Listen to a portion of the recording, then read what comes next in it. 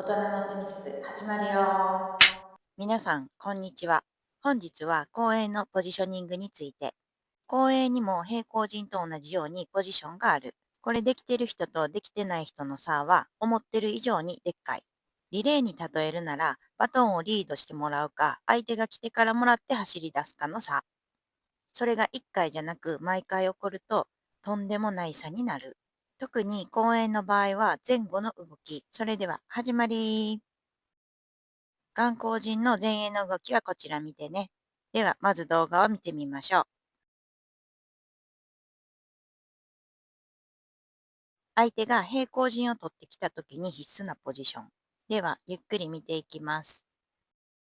相手がサービスダッシュをしてくるので、こちら側は足元を狙うイコール相手はローボレーになる。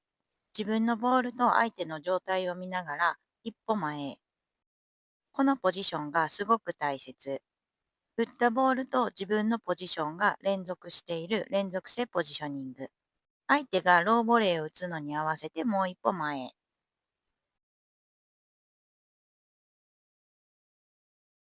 ローボレーは浅くなることが多いため一歩前に入る。深い場合はボレーで対応できる。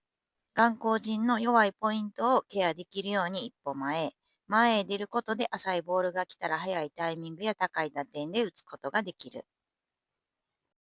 一歩前に入らずにベースラインの後ろで待ってたら、前のボールへの距離遠い、浅いボールの打点落ちる。ローボレーが浮いたらノーバンで取れない。もう一つ見てみよう。ゆっくり見てみましょう。足元へ打つ。自分のボールと相手を見ながらポジションへ移動する。そしてポジション前へ。この位置にいることで前も後ろも取れる可能性あり、この一歩が本当にでかい。次はその逆。見てみよう。ボールが浅くなって相手が攻撃態勢に入ってる。すぐさま距離を取る。ベースラインよりも後ろに立つ。ここにポジションを取ることで、ベースラインいっぱいに入っても体勢崩れないで返せる確率アップ。もう一つ見てみよう。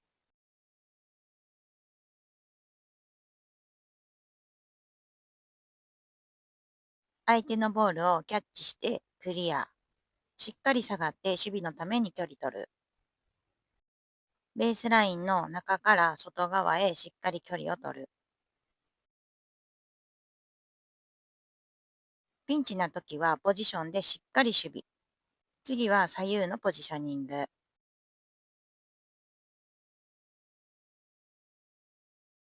ボールの角度によってポジション少し変わる。ダブルスの通常の立ち位置は、だいたいこの辺、角度がついてない位置。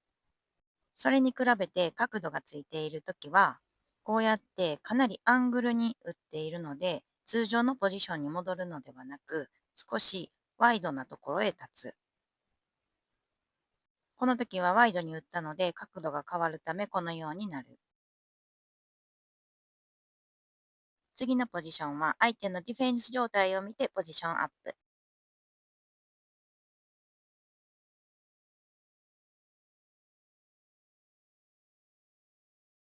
相手のディフェンスを見逃さないアグレッシブなポジション取り。相手が振られてディフェンスになる。それを見逃さないで前へスタートを切り始める。次も同じようなパターン。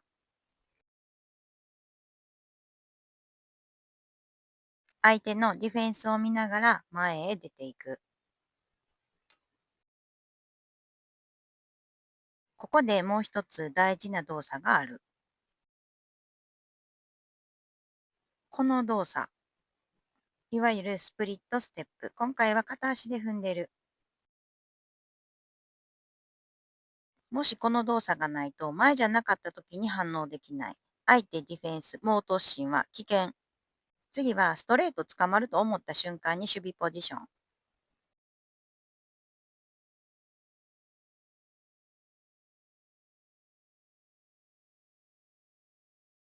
じっくり見てみましょう。